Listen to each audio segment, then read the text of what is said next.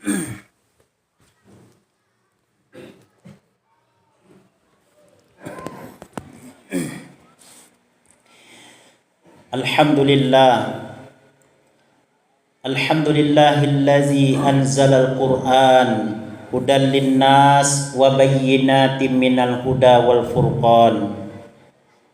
Ashhadu an la ilaha illallah wahdahu la syarikalah wa ashhadu anna Muhammadan abduhu wa rasuluh arsalahu Allahu basyiran wa nazira wa da'iyan ilallahi biiznihi wa sirajan munira. Allahumma salli wa sallim wa barik ala sayyidina Muhammad wa ala alihi wa ashabihi ajma'in. Amma ba'du fa ya ibadallah, usikum wa nafsi bitaqwallahi wa ta'atihi la'allakum tuflihun. Ittaqullaha haqqa tuqatih wa la tamutunna illa wa antum muslimun. Qala Allah Ta'ala fi kitabihil karim, a'udzu billahi minasy syaithanir rajim. Bismillahirrahmanirrahim. Ya ayyuhan nas qad ja'atkum mau'izatum mir rabbikum wa shifaa'un lima fis sudur wa hudaw wa rahmatun lil mu'minin. Shadaqallahul azim. Berlindung kita kepada Allah dari godaan syaitan yang terkutuk dengan menyebut nama Allah yang Maha Pengasih lagi Maha Penyayang. Wahai manusia, sungguh telah datang kepadamu pelajaran dari Tuhanmu dan obat dari sekalian penyakit yang ada dalam dada. Dia merupakan petunjuk dan rahmat bagi orang-orang yang beriman. Maha benar Allah yang Maha Agung dengan segala firman-Nya. Quran surah yang ke-10 atau surah Yunus ayat yang ke-57.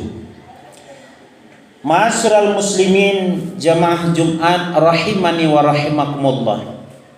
Setinggi puji sedalam syukur senantiasa kita haturkan kehadirat Allah dengan mengucapkan alhamdulillahi rabbil alamin atas segala nikmat dan karunia yang masih diberikan oleh Allah. Hingga pada saat sekarang ini Allah kumpulkan kita di dalam 3 kemuliaan.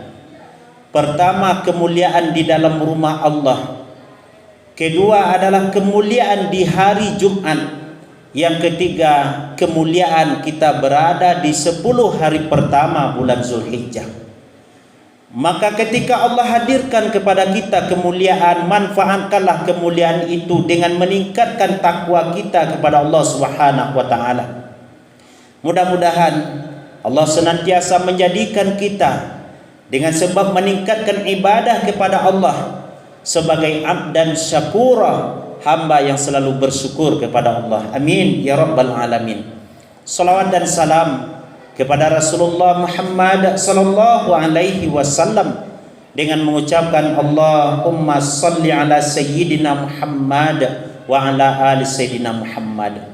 Khatib juga tidak lupa untuk senantiasa mengajak diri khatib khususnya dan kaum muslimin umumnya. Mari sama-sama kita tingkatkan keimanan dan ketakwaan kepada Allah Subhanahu wa taala. Karena iman dan takwa merupakan bekal yang paling utama, mustika yang paling mahal yang akan kita bawa menghadap Allah Subhanahu wa taala. Ma'asyiral muslimin, jamaah Jumat rahimani wa rahimakumullah. Tema khutbah kita pada kesempatan kali ini adalah menjadi manusia terbaik di hadapan Allah Subhanahu wa taala. Dalam sebuah hadis yang diriwayatkan oleh Imam Ahmad, Imam Tabrani dan juga Imam Al-Baihaqi dari sahabiyah yang bernama Durrah binti Abi Lahab, anak perempuan Abu Lahab, yang dia masuk Islam sebelum kaum muslimin hijrah ke Madinah. Kata Durrah, qama rajulun ila Nabi sallallahu alaihi wasallam. Ada seorang laki-laki berdiri menghadap kepada Nabi sallallahu alaihi wasallam wa huwa 'alal mimbar. Ketika itu Nabi sedang berada di atas mimbar. Faqala, lalu laki-laki ini bertanya kepada Nabi, "Ya Rasulullah, ayyun nasi khair?" Wahai Rasul, siapakah manusia yang paling terbaik?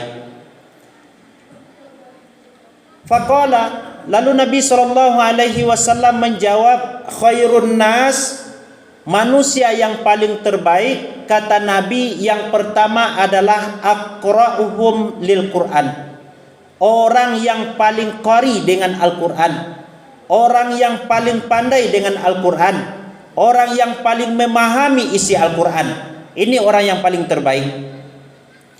Kalau berbicara kita tentang hadis Nabi SAW mengenai orang terbaik, ma'asyiral muslimin, banyak hadis-hadis yang menjelaskan manusia yang terbaik. Di antaranya, orang yang paling terbaik kata Nabi adalah orang yang paling terbaik untuk keluarganya. Dan aku adalah orang yang paling terbaik untuk keluargaku. Dalam hadis yang lain juga disebutkan, orang yang paling terbaik itu adalah man tala umruhu wa hasuna amaluh, orang yang panjang umurnya, baik amalannya. Dalam hadis yang lain juga disebutkan, orang yang paling terbaik itu adalah ahsanuhum khuluqa, orang yang paling bagus akhlaknya. Tapi di sini Nabi tidak ada menyebutkan hal yang telah kita sebutkan di atas tadi.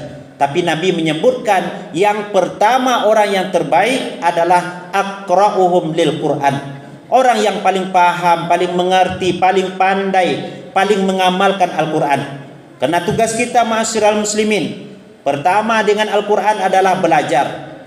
Kemudian dari belajar kita memahami, kita mengkaji, sampai kepada kita mengamalkan Al-Quran dalam kehidupan sehari-hari. Makanya Nabi dalam hadis lain juga menyebutkan, khairukum man ta'allamal Quran wa 'allamah. Orang yang paling terbaik di antara kamu, kata Nabi, adalah orang yang belajar Al-Quran dan mengajarkannya. Bayangkan ma'asyiral muslimin, manusia yang terbaik yang disebutkan oleh Nabi adalah orang yang belajar Quran dan mengajarkannya. Jadi guru-guru MDA, guru-guru TPA, guru-guru ngaji adalah manusia terbaik yang disampaikan oleh Allah melalui lisan Rasulullah SAW. Maka beruntunglah kita yang mengajar, yang menyampaikan ayat-ayat Allah, yang mengajarkan anak-anak murid kita supaya pandai membaca Al-Quran. Karena ini adalah bagian daripada ilmu yang bermanfaat, yang walaupun kita sudah meninggal nantinya, yang pahalanya terus mengalir kepada kita selama orang yang kita ajarkan ilmu tersebut mengamalkan ilmunya dalam kehidupan sehari-hari. Dan itu diajarkan pula kepada murid-muridnya, diajarkan pula kepada murid dari muridnya tadi. Kita yang mengajarkan kepada murid kita tadi, pahalanya terus mengalir yang diberikan oleh Allah Subhanahu wa ta'ala. Kenapa orang yang paling terbaik itu adalah orang yang paling paham, paling mengerti, paling qari dengan Al-Quran? Karena Al-Quran adalah petunjuk bagi manusia. Dia obat dari sekalian penyakit. Dia adalah menjadi rahmat bagi orang yang beriman. Jadi kalau ada orang yang hatinya tak tenang, jiwa tak tentram, keluh kesah dalam kehidupannya, sifat busuk hadir dalam hatinya, ulama menyarankan perbanyak bacaan Quran. Dalam kitab Majalisus Saniyah, para ulama menjelaskan di antara obat dari sekalian penyakit hati yang menimpa manusia adalah qiraatul Quran, membaca Quran bitadabbur, dengan menghayati apa yang dibacanya. Makin banyak kita membaca Al-Quran, makin banyak pahala yang akan diberikan oleh Allah. Kenapa demikian? Karena setiap huruf dari Al-Quran yang kita baca, man qara'a harfan min kitabillah falahu bihil hasanah, kita akan dapat satu kebaikan.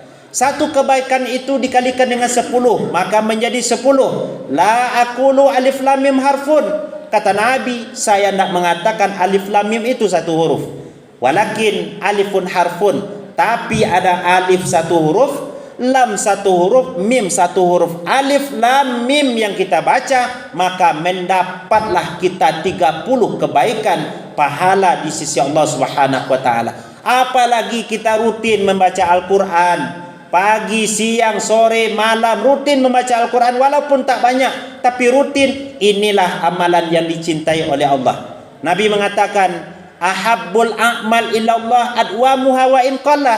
Biar amalan itu sedikit, kecil, tapi rutin kita kerjakan karena Allah, amalan tersebut adalah lebih dicintai oleh Allah Subhanahu wa taala.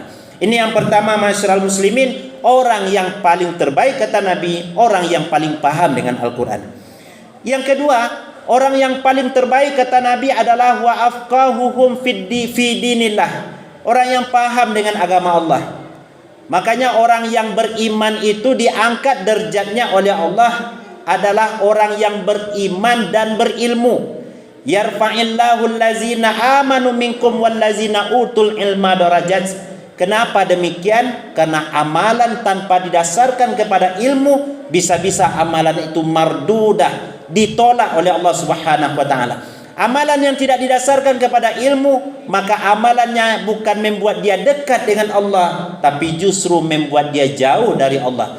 Maka ilmu adalah bagian daripada jalan untuk supaya kita paham dengan agama Allah.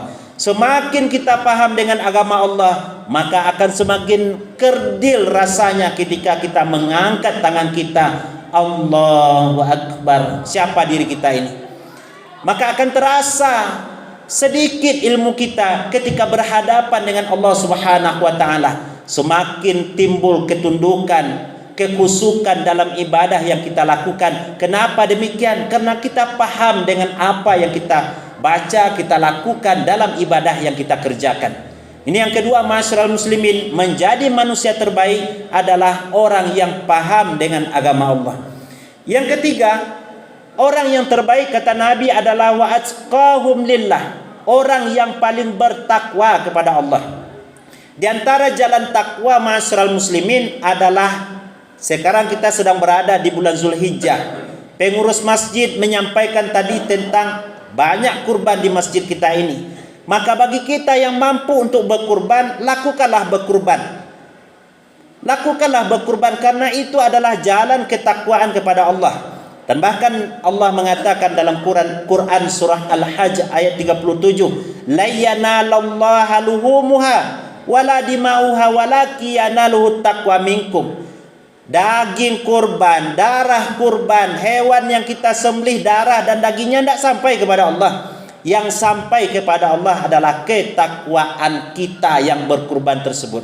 Semakin ikut kurban setiap tahun, semakin dekat diri kita dengan Allah. Karena makna dari kurban adalah dekat dengan Allah Subhanahu wa ta'ala. Semakin ikut berkurban, maka semakin kita menyembelih sifat buruk dalam diri kita. Jangan sampai semakin setiap tahun berkurban, semakin sombong muncul, semakin angkuh, semakin hasad, semakin iri. Ini tentu tidak sesuai dengan apa yang dilakukan dari ibadah yang dikerjakannya tersebut. Maka oleh karena itu, semakin ikut berkurban, semakin takwa di hadapan Allah Subhanahu wa ta'ala. Jadi orang yang terbaik adalah orang yang bertakwa. Apapun ibadah yang kita lakukan, salat untuk takwa kepada Allah, puasa untuk takwa, kebaikan-kebaikan, amalan soleh yang kita kerjakan tujuannya untuk takwa semuanya kepada Allah. Ketika itu sudah kita lakukan, maka bermohon kita kepada Allah, Allahumma inni as'alukal huda wat tuqa wal afafa wal ghina. Nabi mengajarkan, ya Allah, aku minta kepadamu ya Allah, inni as'alukal huda, beri aku petunjuk ya Allah, beri aku ketakwaan ya Allah, berikan kemampuan kepadaku untuk menghindari hal-hal yang buruk ya Allah, berikan kemampuan kepadaku untuk selalu mensyukuri nikmat yang telah Engkau berikan. Maka orang yang makin dia bertakwa kepada Allah, semakin hatinya dekat dengan Allah Subhanahu wa ta'ala. Kemudian yang keempat, masyarakat muslimin, di antara orang yang terbaik kata Nabi sallallahu alaihi wasallam, wa amaruhum bil ma'ruf, senantiasa mengajak orang untuk kebaikan. Kebaikan untuk bukan hanya untuk dirinya sendiri, Tapi orang yang mengajak untuk melakukan kebaikan mesti melakukan kebaikan terlebih dahulu. Wa'mur ahlaka bis-shalah, suruh perintahkan anak-anakmu mengerjakan salat. Sudah barang tentu bahwa seorang ayah mesti dia salat. Jangan sampai kita menyuruh anak kita pailah ke masjid, pai salat maghrib ke masjid. Orang tuanya nonton TV, nonton bola di rumah. Ini tidak benar. Maka ketika kita mengajak, menyuruh anak kita melakukan sholat, ibadah, mestinya kita terlebih dahulu untuk melakukannya. Maka orang yang terbaik, kata Nabi, adalah orang yang mengajak orang lain untuk melakukan yang baik, mengerjakan ketaatan kepada Allah Subhanahu wa Ta'ala.